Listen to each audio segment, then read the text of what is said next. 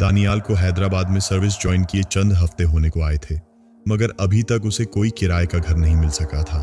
जो घर उसे पसंद आता उसका किराया बहुत ज्यादा होता।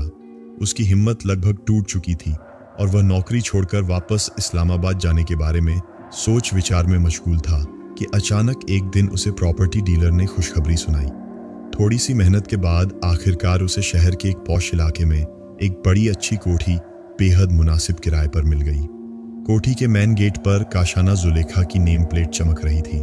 पूरी कोठी सफेद मार्बल की बनी हुई थी और सोने पर सुहागा ये था कि पूरी कोठी फुली फर्निश्ड भी थी।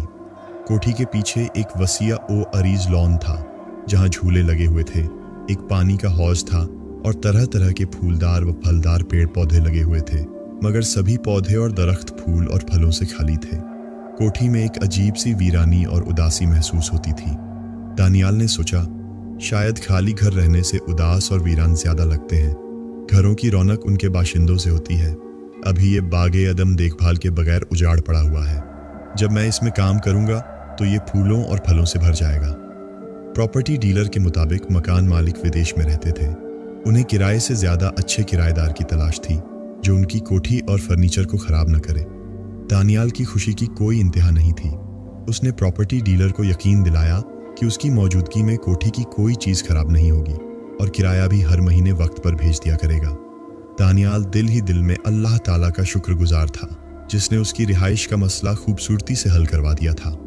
उसने फौरन अपने अम्मी अब्बा को यह खुशखबरी सुनाई और उन पर जोर दिया कि वे फौरन उसके पास हैदराबाद आ जाएं। मगर अम्मी ने उसे याद दिलाया कि बड़े भैया के घर कई सालों बाद खुशी मुतवक्के थी। ऐसी हालत में अम्मी बहू को तन्हा छोड़कर हरगिज नहीं आ सकती थी, इसलिए अम्मी ने अभी फौरन आने से इनकार कर दिया। दानियाल भी जानता था कि अम्मी सही कह रही थी, लिहाजा उसने कोठी को अच्छे से साफ सुथरा किया और खुशी खुशी उसमें शिफ्ट हो गया। दानियाल हमेशा से नमाज का पाबंद था। कुरान पाक बहुत खूबसूरत आवाज में तिलावत करता था। हाफिज कुरान होने के नाते उसकी आदत थी कि वह रोज 3-4 पारों की तिलावत करता। नए घर में शिफ्ट होते ही पहले दिन से ही उसे अजीब सा एहसास हुआ, मगर उसने सर झटक कर इसे तन्हाई का वहम समझा। उसे घर में तापमान की बहुत ज्यादा तब्दीली महसूस होती। कभी शदीद गर्मी और सर्दी का एहसास होता तो सोचता, मैं इस्लामाबाद के मौसम का आदी हूँ, शायद इसीलिए मुझे यहाँ मौसम में कुछ ज्यादा ही तब्दीली महसूस हो रही है। अक्सर दफ्तर से वापसी पर उसे दरवाजे खुले मिलते, कमरों की लाइटें और पंखे चल रहे होते। दानियाल जिंदगी में पहले कभी अकेले खुद मुख्तारी से नहीं रहा था। वह मुस्कुराकर सोचता, अम्मी अब्बा सही कहते थे, हम लोग वाकई बहुत लापरवाह हैं। कभी बिजली, गैस, पानी के बिल की परवाह नहीं की, लाइटें, पंखे चलते छोड़ जाता हूँ। कई दफ़ा उसे एहसास होता कि कुछ आंखें उसकी निगरानी कर रही हैं।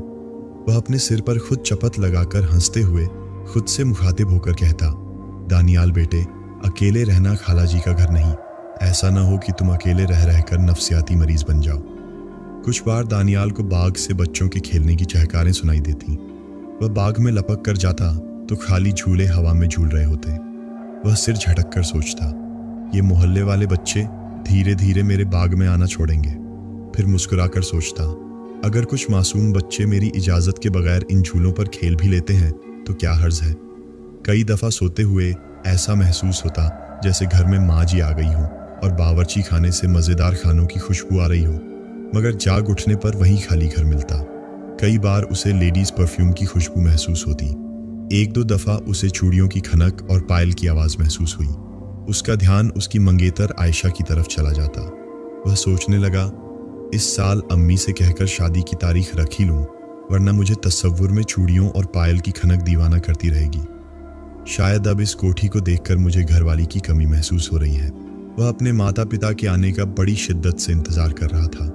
उसको ज़िंदगी में पहली बार एहसास हुआ था कि रिश्ते नाते इंसान की ज़िंदगी में कितने अहम होते हैं। वह जान गया था कि अकेला शख्स अपने साए से भी डर जाता है। वह सोचता, ये कोठी अभी महज एक मकान है, ये घर तब बनेगी जब अम्मी, अब्बा, भाभी, बच्चे वगैरह इसमें आएंगे। दानियाल शाम को घर जाता तो उसे अक्सर बहुत तन्हाई महसूस होती।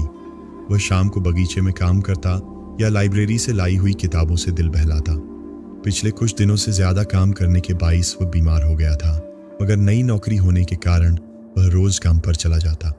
आज सुबह से ही उसकी तबीयत बहुत ज़्यादा ख़राब थी, मगर वह काम पर हमेशा की तरह चला गया।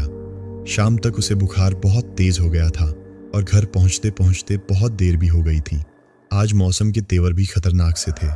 वैसे तो सुबह से ही बादल आए हुए थे, मगर शाम तक मौसम की शिद्दत में इजाफा हो गया और अचानक गरज चमक के साथ ओले गिरने लगे। घर पहुंचकर अभी उसने कपड़े बदले ही थे कि लाइट चली गई। अंधेरे में ठोकरें खाते खाते आखिर उसे एक मोमबत्ती मिल ही गई। उसने अंधेरे में ही खाना गर्म किया।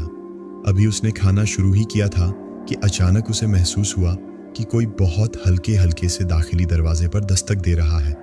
उसने उठकर दरवाज़ा खोला तो क्या देखता है कि एक खूबसूरत खातून 3 बेहद खूबसूरत बच्चियों के साथ खड़ी है। उन खातून और बच्चियों के सरापा से अजीब सी उदासी और नाउम्मीदी टपक रही थी।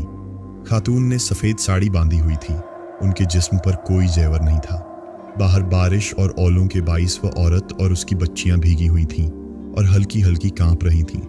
दानियाल ने अंदाज़ा लगाया कि शायद उनकी गाड़ी इस मौसम में ख़राब हो गई है और वह मदद हासिल करने के लिए उसके दरवाजे पर आई हैं। दानियाल ने अपनी ताउन पसंद आदत के बाइस उन्हें अंदर आने को कहा। उस औरत ने बड़े अजीब से अंदाज में पूछा, आप कौन हैं? दानियाल ने बड़े शाइस्ता अंदाज में जवाब दिया, जी मेरा नाम दानियाल है और मैं इस घर में किराए पर रहता हूँ। अभी फ़िलहाल मैं अकेला हूँ, लेकिन अगर आप मुनासिब समझें तो मौसम बेहतर होने तक मेरे घर में ठहर सकती हैं। मैं शरीफ लड़का हूँ। बेशक इस वक्त मेरे घर में कोई खातून मौजूद नहीं, मगर यकीन कीजिए कि आपको मुझसे किसी शिकायत का मौका नहीं मिलेगा। अभी उसके मुंह में अल्फाज थे ही कि वह खातून बिना किसी झिझक के बच्चियों के साथ घर में दाखिल हो गई। दानियाल एक लम्हे को ठिठक सा गया। उसकी छठी हंस ने उसे कुछ समझाना चाहा, मगर वह सिर झटक कर खातून के पीछे पीछे अंदर चला गया। खातून और उसकी बच्चियां अंदर आकर डाइनिंग टेबल पर बैठ गईं। खातून के अंदाज में एक अजीब सी लाउबालियत थी। दानियाल ने सोचा, लगता है ये खातून कुछ ज़्यादा ही कॉन्फिडेंट है। ये तो ऐसे बैठ गई हैं जैसे यह इनका घर हो और मैं यहाँ मेहमान हूँ। वह अभी इन्हीं ख्यालों में गोताजन था कि उस खातून ने उसे मुखातिब करके कहा, मेरा ड्राइवर मैकेनिक को बुलाने गया है। जैसे ही गाड़ी ठीक होगी मेरा ड्राइवर मुझे इत्तला देगा तो हम यहाँ से चले जाएंगे, इसलिए आप फ़िक्रमंद मत हों। ये कहते हुए खातून के चेहरे के तासुरात उसके अल्फाज का साथ देते हुए नहीं लग रहे थे। दानियाल ने उन्हें यकीन दिलाया कि उनके कुछ घंटे उसके घर में गुजारने पर उसे कोई एतराज़ नहीं है।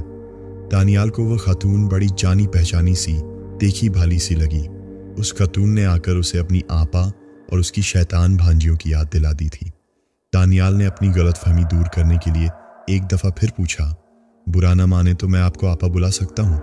आपका चेहरा मुझे बड़ा देखा भाला सा लगता है। ऐसा लगता है जैसे हम पहले मिल चुके हैं। वह औरत पहली दफ़ा मुस्कुराई और बोली, हाँ मिलते तो हैं हम रोज़। दानियाल चौंक सा गया और बोला, सॉरी आपा, मुझे तो बिल्कुल याद नहीं। दानियाल को अचानक सर्दी सी महसूस होने लगी। कमरे में एकदम से सर्दी की शिद्दत बढ़ गई। दानियाल को उस औरत से एक अजीब सा खौफ महसूस होने लगा। उसका दिल किया कि उस औरत का ड्राइवर जल्द से जल्द आए और उसे गाड़ी की मरम्मत होने की खुशखबरी सुनाए और वह औरत वहां से चली जाए। वह औरत उसे परसरार सी नज़रों से देखते हुए खोई खोई अंदाज में बोली, तुमने आज बुरे आने वाले वक्त को बड़ी अक्लमंदी से रोक लिया है। किसी नेक माँ के बेटे लगते हो। मैंने तो मर्द को सिर्फ और सिर्फ दरिंदे के रूप में ही देखा है। लोग इज्जतों के मुहाफिज बनकर उन्हें ही रौंद डालते हैं। आज के दौर की सबसे बड़ी हकीकत सिर्फ और सिर्फ पैसा है। पैसा अगर शैतान के पास भी आ जाए तो लोग उसे भी पीर बना देते हैं। दानियाल ने नासमझी से उसकी बात को सुना, मगर वह बात की तह तक पहुंचने में नाकाम रहा। चुनांचे उसने ऐसा जाहिर किया जैसे उसने इस बात को सुनी अनसुनी कर दिया हो। वक्त गुजारने के लिए दानियाल ने बच्चियों से घुलने मिलने की कोशिश की, मगर वह कामयाब न हो सका। बच्चियां अपनी उम्र के हिसाब से बहुत खामोश और सहमी सहमी सी लग रही थीं। मोमबत्ती की रोशनी में सब लोग बहुत अजीब से लग रहे थे, बड़े परसरार से। खातून ने दानियाल को मुखातिब करते हुए कहा, लगता है आपको अपनी जान प्यारी नहीं। शायद आपको मालूम नहीं कि यह कोठी आसिफ ज़दा है। किसी ने आपको बताया नहीं कि यहाँ जुलेखा और उसकी 3 बेटियों की रूहें रहती हैं। दानियाल यही समझा कि खातून वक़्त, मौसम और माहौल को मद्देनज़र रखते हुए मजाक कर उसे बेवकूफ़ बनाने की कोशिश कर रही थी। उसने बड़ी ज़राफ़त से जवाब दिया, आपा, मैं एक अमन पसंद शख्स हूँ। मुझे यकीन है कि मैं और रूहें एक ही छत के नीचे रह सकते हैं। खातून ने फिर बड़े पुरस्कार अंदाज में दानियाल से पूछा, क्या वाकई आप इस हकीकत से नावाकिफ़ हैं कि यहाँ जुलेखा नामी खातून और उसकी बेटियों को बड़ी बेरहमी से कत्ल किया गया था, बल्कि यहाँ रहने वाला हर शख्स मरा हुआ पाया गया था? दानियाल की रीढ़ की हड्डी में ठंडी लहर दौड़ गई और उसे अंदाजा हुआ कि वह खातून वाकई संजीदा थी। उसने हकलाकर जवाब दिया, आपा यकीन कीजिए, मैं इस हकीकत से पूरी तरह लाइल्म हूँ कि इस कोठी में कोई दर्दनाक हादसा पेश आया था। मैं तो यही समझता था कि इस कोठी के मालिक मुल्क से बाहर हैं, क्योंकि प्रॉपर्टी डीलर ने मुझे यही बताया था कि कोठी के मालिक दूसरे मुल्क में रहते हैं। उस औरत ने दानियाल को मुखातिब करते हुए कहा, चलो मैं वक्त गुजारने के लिए तुम्हें इस कोठी में बीती हुई दरिंदगी की कहानी सुनाती हूँ। ये कहानी किसी को तो पता होनी चाहिए। फिर वह खोए खोए लहजे में बोलने लगी, जुलेखा एक अमीर खानदान की इकलौती, खूबसूरत और पढ़ी लिखी बेटी थी। उसकी माँ का इंतकाल लड़कपन में हो गया था। उसके वालिद ने बेटी की मोहब्बत में दूसरी शादी नहीं की। जब जुलेखा ने एमए किया तो उसके वालिद को कैंसर हो गया।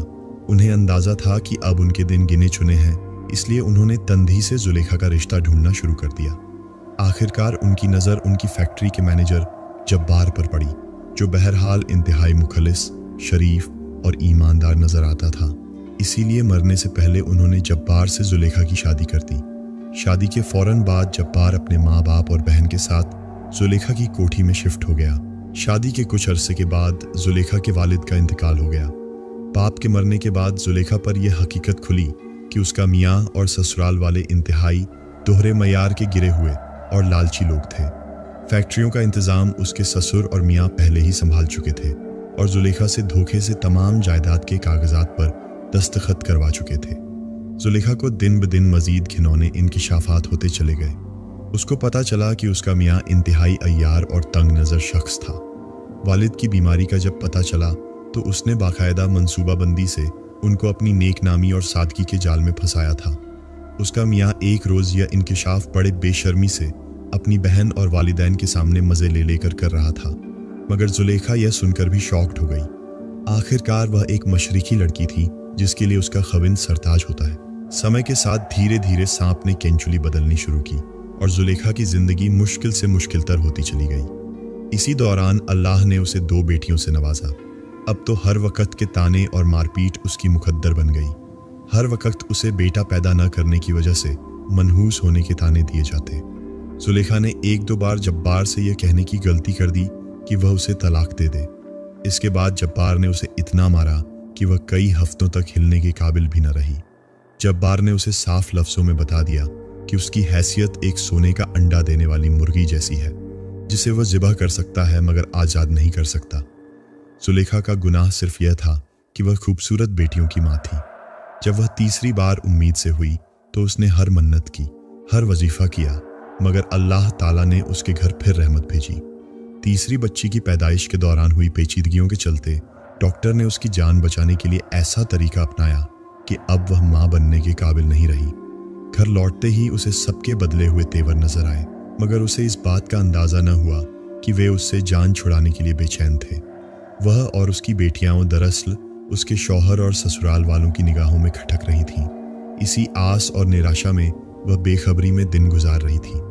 उसे इस हकीकत का इल्म न था कि अजदहा उसे और उसकी बेटियों को निगलने के लिए बेताब था और धीरे धीरे वह उसके गिर्द मौत का घेरा तंग करने में मशगूल था। फिर यूं हुआ कि यकायक जब्बार का रवैया बदलने लगा। जब्बार का रवैया उसकी तरफ और बच्चियों की तरफ बेहतर हो गया था। वह भी खुश थी कि अल्लाह ताला ने उसकी सुन ली थी और उसकी दुआएं रंग ले आई थीं। एक दिन जब्बार उसके और बच्चियों के लिए इंश्योरेंस पॉलिसी के कागजात लाया और बड़े प्यार से जुलेखा से उन पर दस्तखत करवा लिए। अगली रात जब वह बच्चियों के साथ सोई तो उसने महसूस किया कि किसी ने उसके दरवाजे को बाहर से बंद कर दिया है और गैस खोल दी है। जुलेखा कार्बन मोनोऑक्साइड पॉइजनिंग की तबाही से बखूबी वाकिफ थी। उसने खिड़कियां खोलने की कोशिश की मगर हर रोज़न बंद था। उसको अंदाज़ा हो गया कि जब्बार अपने घर वालों के साथ मिलकर उसे मारना चाहता है। उस पर इंश्योरेंस पॉलिसी की हकीकत भी खुल गई। वह बाआवाज़े बुलंद रोते हुए माफिया मांग रही थी कि जब्बार उसे नाराज़ न हो। वह पागलों की तरह दरवाज़ा पीटती रही। उसके हाथ लहूलुहान हो गए। उसकी आंखों और नाक से खून निकलने लगा, मगर जब्बार बाहर खड़ा जालिमाना कह कहे लगा रहा था। उसने अपनी बच्चियों को दीवाना वार बचाने की कोशिश की। वह अपनी बच्चियों को गोद में भरे उनको जगाने की कोशिश कर रही थी। उसने डूबते हुए दिमाग से एक दफ़ा फिर जब्बार और उसके घर वालों से माफिया मांगी कि वह उसकी और उसकी बच्चियों की जान बख्श दें। वह अपनी बच्चियों को लेकर दूर चली जाएगी, मगर उसकी बच्चियां एक एक करके उसकी आंखों के आगे उसकी बाहों में दम तोड़ गई। सबसे आखिर में जुलेखा की जान निकली थी। जब्बार और उसके घर वालों ने सुबह दरवाज़ा खोलकर वारदात के तमाम निशानात मिटा दिए और मगरमच्छ के आंसू बहाने शुरू कर दिए। पुलिस आई और जुलेखा और उसकी बच्चियों की अमवात को एक हादसा करार दिया गया। यूं पूरे का पूरा कारोबार, घर और 5 करोड़ रुपए की इंश्योरेंस उसके क्लेम का मालिक जब्बार बन गया। मगर यह पैसा उसको और उसके घर वालों को इस्तेमाल करना नसीब न हुआ, क्योंकि जुलेखा की रूह भटक रही थी और उसने फैसला कर लिया था कि वह अपना इंतकाम खुद लेगी। जब्बार के वालिदैन सोते में गैस का हीटर खुला रह जाने से ठीक जुलेखा और उसकी बेटियों की तरह सिसक सिसक कर मर गए और जब्बार की बहन के कपड़ों को किचन में काम करते आग लग गई और वह जिंदा झुलस मरी। जब्बार की रीढ़ की हड्डी एक एक्सीडेंट में टूट गई। अब वह बिस्तर पर अपने दिन पूरे कर रहा है।